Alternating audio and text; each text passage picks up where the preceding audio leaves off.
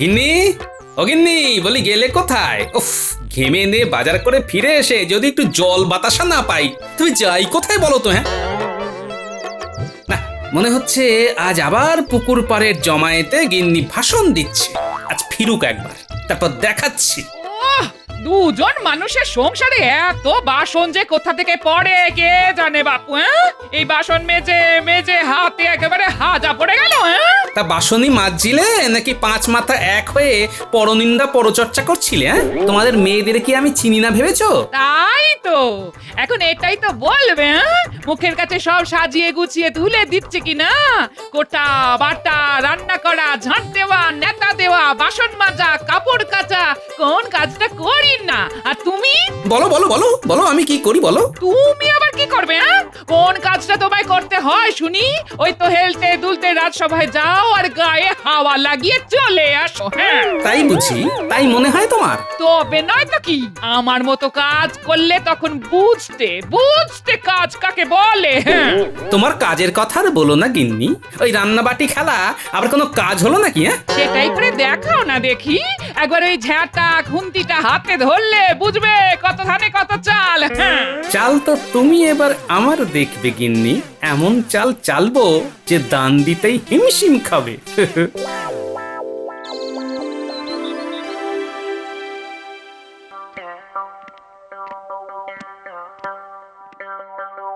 প্রণাম মহারাজ।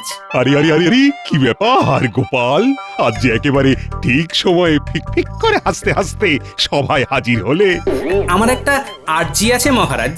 এই তো এবারে ঝেড়ে কাশো দেখি। হ্যাঁ হ্যাঁ হ্যাঁ, বলো গোপাল, তুমি অত কিন্তু কিন্তু করছো কেন? আগে মহারাজ, বলছিলাম কি, আগামী বেশ কয়েকদিন আমি রাজসভায় আসতে পারবো না। কদিন কেন, তুমি একেবারে চিরদিনের মতো ছুটি নাও না, তাহলে আপদ বিদেয় হয় গোপাল। কিন্তু তাহলে এইদিকে সব চলবে কি করে গোপাল? আমার বলা তো এখনো শেষ হয়নি মহারাজ। আমি আসবো না, তবে আমার বদলে আমার গিন্নি আসবে। আসন তো ফাঁকা থাকবে না। হ্যাঁ, গিন্নি আসবে মানেটা কি? এটা কি ইয়ার্কির ধানকল পেয়েছো নাকি যে যা ইচ্ছে তাই বলবে আর তাই করবে? এই পুরুষ শাসিত সভায় স্ত্রী জাতির স্থান হয় কিভাবে? মহারাজ, নারী পুরুষের অধিকার যদি সমান সমান হয়, তবে আমার গিন্নি কেন রাজসভায় বসতে পারবে না? তাও তো বটে। না না না, এটা তো অকাট্য যুক্তি। বেশ, তবে তাই হবে। আপাতত গোপালের বদলে গোপালের গিন্নি না হয় রাজসভায় আসবে।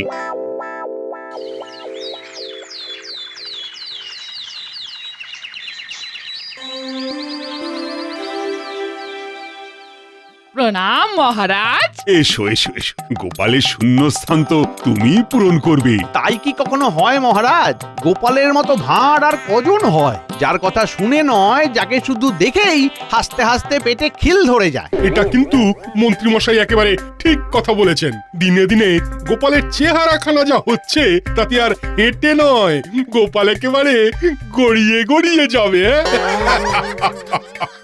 যেমন গোপালের কাণ্ড কারখানা, তেমনি ওই কুষ্মাণ্ড সদৃশ্য চেহারাখানা। এই যে আমি সেই এশিয়া থেকে শুনে যাচ্ছি উনি এরকম, উনি ওরকম, বলি ওনাকে নিয়ে ঠাট্টা তামাশাটা একটু বেশি রকম হয়ে যাচ্ছে না? ঠিক ঠিক, মন্ত্রী মশাই যেমন বলছেন, বাকিরাও তো তেমন গলা মেলাচ্ছেন। মনে হয় ভীষণ মজা পাচ্ছেন। পাওয়াচ্ছি মজা। আমি যদি এখন মন্ত্রী মশাইকে সজনে ডাটা বলে ডাকি, তবে কেমন লাগবে শুনি? মন্ত্রী মশাই নাকি ডাঁটা চচ্চড়ি হবে নাকি চিবিয়ে খাবে গোটা গোটা? দেখেছেন মহারাজ, দেখেছেন গোপালের গিন্নি কিভাবে আমার মান সম্মান সব ভেঙে খান খান করে দিচ্ছে। এই শুরুটা কে করেছে মন্ত্রী মশাই? ইট মারলে তো পাটকেল খেতেই হবে।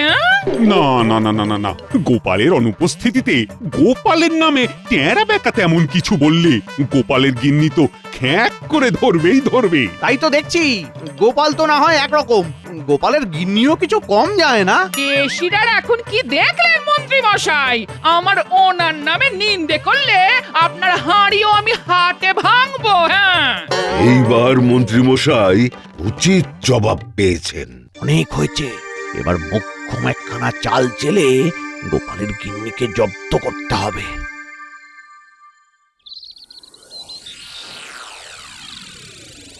উফ, কিন্তু আচ্ছা গেঁড়া কলে পড়লাম, আগে সবজি কাটবো নাকি আগে মশলা বাটবো সেটাই তো ঠিক করতে পারছি না। না না, তার চেয়ে আমি বরং আগে ভাতটা রেঁধে ফেলি, এদিকে চাল ফুটবে, ওদিকে ততক্ষণে আমি না হয় অন্য কাজগুলো গুছিয়ে ফেলবো। হ্যাঁ, ও গোপাল দাদু, এদিকে তোমার কাজ কদ্দূর?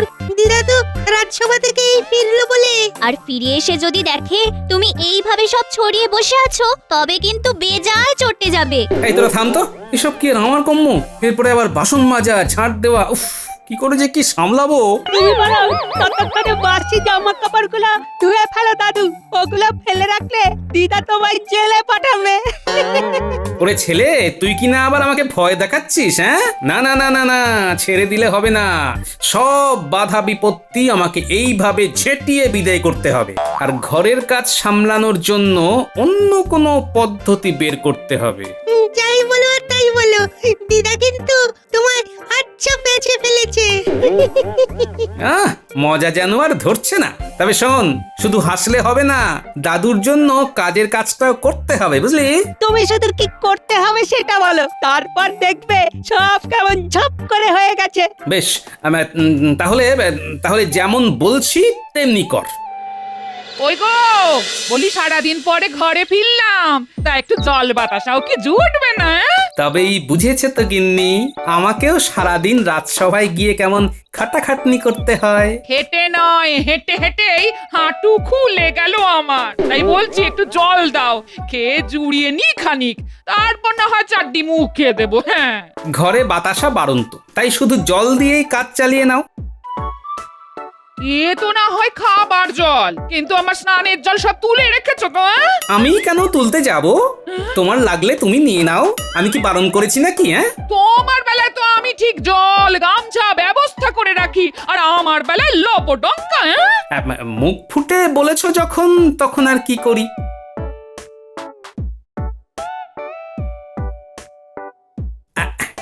এই নাও, জল দিলাম, আর এবার আমি এলাম।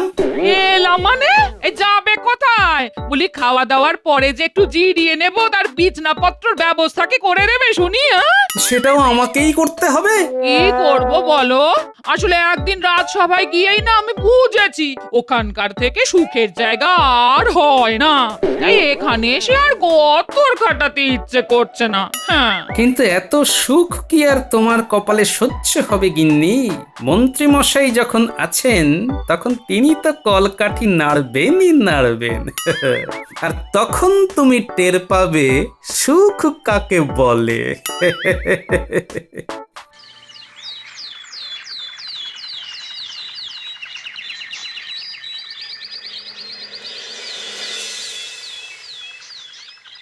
চলবে না, চলবে না, চলবে না, চলবে না। ধাপ্পা দেওয়া চলবে না, ধাপ্পা দেওয়া চলবে না।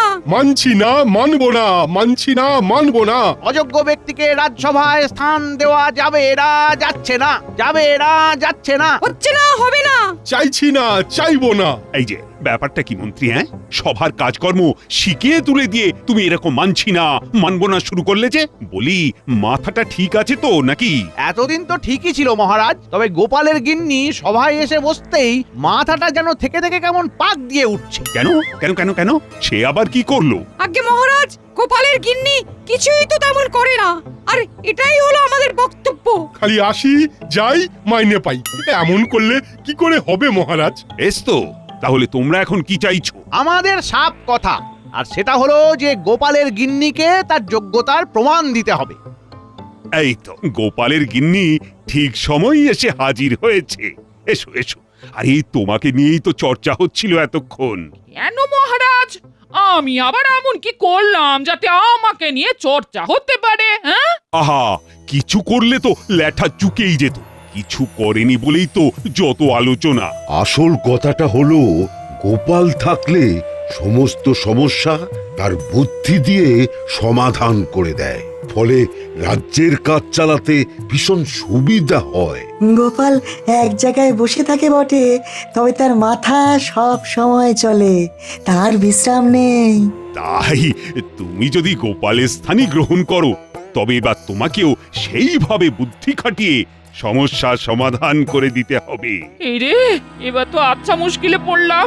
তবে যে ভাবতাম ভাঁড় মশাই রাজসভায় বসে বসে শুধু হাই তোলেন, ব্যাপারটা তাহলে তা নয়। হ্যাঁ, বেশ তো, তাহলে এবার সভার কাজ শুরু করা যাক।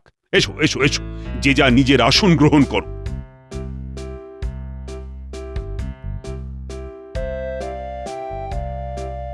শোনো মন্ত্রী, রাজকোষে নিয়মিত অর্থ জমা পড়ছে না, তাই তুমি অবিলম্বে গ্রামে গ্রামে ঘোষণা করে দাও যে রাজস্ব জমা করতে হবে।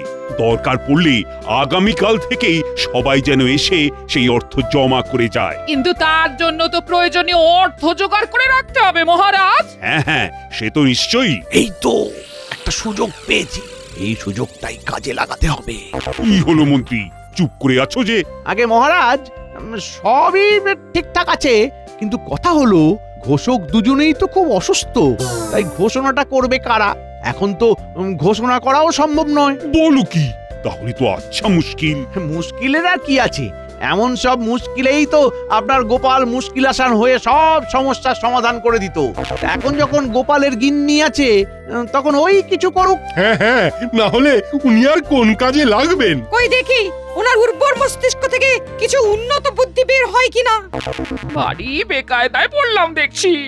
সমাধান তো কিছু একটা করতেই হবে, না হলে এরা যেভাবে আমাকে কোণঠাসা করছে তাতে তো রাজসভায় টেকাই দায় হয়ে যাবে। না না না না না, ভাঁড় মশাইকেও তাহলে সারাক্ষণই কিছু না কিছু ভাবতে হয়। কাজটা তো মোটেই সহজ নয় দেখছি। একদম সহজ নয়। আহা, উপায় কিছু পাওয়া গেল নাকি শুধু বসে থেকেই হাপিত্তেশ করতে হবে? না না, উনি তো কিছু ভাবছেন মনে হচ্ছে। উপায় কিছু একটা পাওয়া যাবে বই কি। যাবে যাবে করে তো সময়টাও চলে যাচ্ছে, পারবে কি পারবে না। মেয়েরা যে কি পারে আর কি যে পারে না তা তো কেউ জানে না। না না না না, এবার একটা বুদ্ধি এসেছে। কি হলো? আরে নিজের মনে কি বিড়বিড় করছো? হ্যাঁ হ্যাঁ, মনে যদি কিছু থাকে তাহলে মুখে বললেই তো হয়ে যায়। সবাই জানবে গোপালের গিন্নিও কম নয়। মহারাজ, ভেবে দেখলাম এই খবরটা ছড়িয়ে দিতে আমার আধ ঘন্টা সময়ও লাগবে না। হ্যাঁ, আমাকে একবার শুধু পুকুর পাড়ে যেতে হবে, তাহলেই কাজ হয়ে যাবে। হ্যাঁ হ্যাঁ, তাই নাকি? বেশ তো, যেখানে গেলে যা হয় তাই করো তবে। এই তো ঝাঁট দেওয়া হয়ে গেছে, এবার পাতনটা ঠিক মতো পেতে দিয়ে গ্যাঁট হয়ে বসে থাক। আমার কুঁচোগুলো যদি কথা মতো সবটা গুছিয়ে ফেলে তবে বাকি কাজও ঠিক হয়ে যাবে। এই তো আমরা এসে গেছি গোপাল দাদু, তুমি যেমন যেমন বলেছিলে আমরা তেমন তেমনই করেছি। সবাইকে খবর দেওয়া হয়ে গেছে, লোকজন এক্ষুনি সব এলো বলে। বাহ বাহ বাহ বাহ, বেশ বেশ বেশ, এদিকেও তো সব গোছানোই আছে। তোরা তাহলে ততক্ষণে যে শুকনো শাল পাতা এনেছিস সেগুলো দিয়ে থালা বানিয়ে ফেল চটপট। এই যে এইভাবে। তুমি কিচ্ছু চিন্তা করো না দাদু, সবাই আসার আগেই আমাদের কাজ হয়ে যাবে। না না, আমি কেন চিন্তা করব? চিন্তা তো করবে তোদের দিদা। ওই তো পুকুর পাড়ে গ্রামের মেয়েরা জড়ো হয়েছে, এবার ওদের কাছে গিয়ে বেশ সাজিয়ে গুজিয়ে কথাটা পারতে হবে। কি গো, সবাই যে দেখছি মুখে তালা এঁটেছো। কাজে চাপ আছে বুঝি? মুখ আর বুঝলাম কই, যত যাই হোক মুখ বুঝে আমি থাকতে পারবো না গো। কথা বলতে না পারলে না আমার বাবু পেট ফুলে আইডাই করে। এ কি আর আমি জানি না, তাই তো কথাটা বলতে আমি ছুটে এলাম। হ্যাঁ, উমা, কি কথা গো? মনে হচ্ছে যে এমন তেমন নয়, বেশ তেমন তেমন কোনো কথা নাকি? সে তো বটেই, না হলে কি আর তোমাদের শোনানোর জন্য আমি এমন হাঁক পাক করি? আহা, কথাখানা কি সেটা তো বলবে নাকি? কথাটা হলো যে মহারাজ গোপনে একটা পরিকল্পনা করেছেন।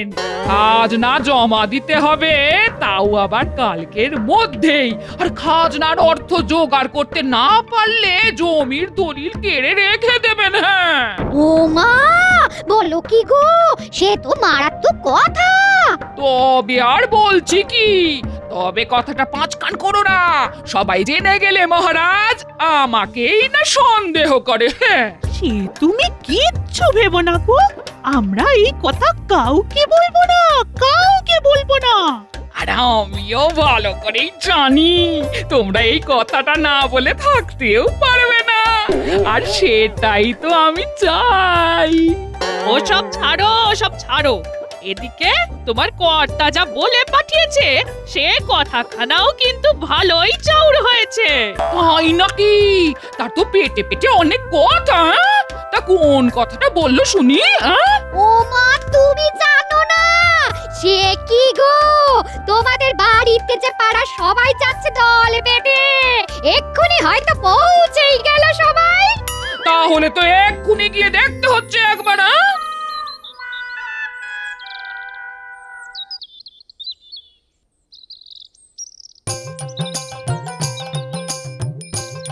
এই তো সবাই একে একে হাজির হচ্ছে দেখছি। আর যারা আসছে তারাও তো কিছু না কিছু নিয়ে আসছে। কেউ চাল, কেউ ডাল, কেউ সবজি, কেউ নুন তেল নিয়ে আসছে। না, যেমন ভেবেছিলাম তেমনই হচ্ছে। দাদু, সবাই তো এসে গেছে, এবার কি করবে সবাই মিলে?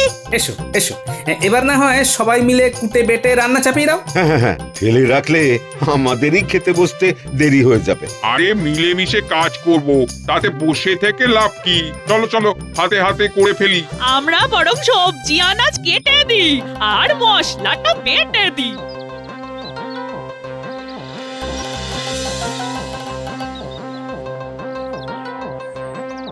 এসব কি হচ্ছে? হ্যাঁ? এখানে তো হই হই কাণ্ড দেখছি। হ্যাঁ, ভালোই হয়েছে গিন্নি, এসে যখন পড়েছো তখন হাত মুখ ধুয়ে নাও, একেবারে গরম গরম খাবার খাবে। এসবের মানেটা কি? হ্যাঁ, এরা সবাই এসে এরকম মিলেমিশে রান্না বান্না করতে শুরু করে দিল কি করে? হ্যাঁ, এই মিলে মিশে খাওয়ার হুজুগটা তো গোপাল দাদুই তুলেছে। আর একবার কানে যেতেই লোকজন ছুটে ছুটে এসে নিজেরাই কাজে লেগে পড়েছে। আর থালা বাটি মাজা ধোয়ারও ব্যাপার নেই, কারণ এই শাল পাতায় খেয়ে যথাস্থানে ফেলে দিলেই হবে। ধন্যি বুদ্ধি তোমার। তবে আমিও একটা মোক্ষম বুদ্ধি চেলেছি, সেটা কতটা কাজ করলো এখন সেটাই দেখার। হ্যাঁ,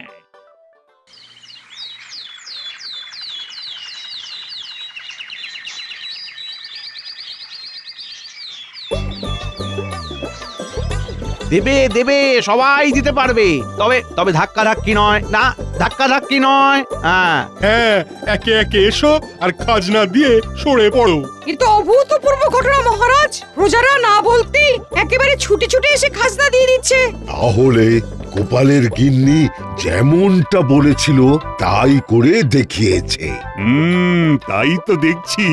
না না না না না না, তোমার বুদ্ধির তেজও তেমন কিছু কম নয়। বাককাণ্ড, ঘোষণা না হওয়া সত্ত্বেও সবাই খাজনা দিতে এসেছে কি করে? কি আর এমন হয়েছে? ঝড়ে কাক মরেছে আর ফকিরের কেরামতি বেড়েছে। তাই বলে হয়? বুদ্ধি করেই তো গোপালের গিন্নি সবাইকে হাজির করেছে। এখন শুনতে হবে কি সেই বুদ্ধি। আগে মহারাজ শুধু পাড়ার মেয়েদের কানে কথাটা তুলে দিয়েছিলাম আর কাউকে বলতে বারণ করে দিয়েছিলাম। হ্যাঁ, ব্যাস তাতেই কাজ হয়ে গেছে। মেয়েদের পেটে যে কোনো কথা থাকে না সে কি আর আমি জানি না? মা, গোপালের গিন্নি কি বুদ্ধি! বেশ বেশ বেশ, খুব হয়েছে খুব হয়েছে। এবার কাজের কাজটা করতে দাও। এই যে সবাই একে একে এসে মানে মানে খাজনাটা জমা দিয়ে যাও দেখি।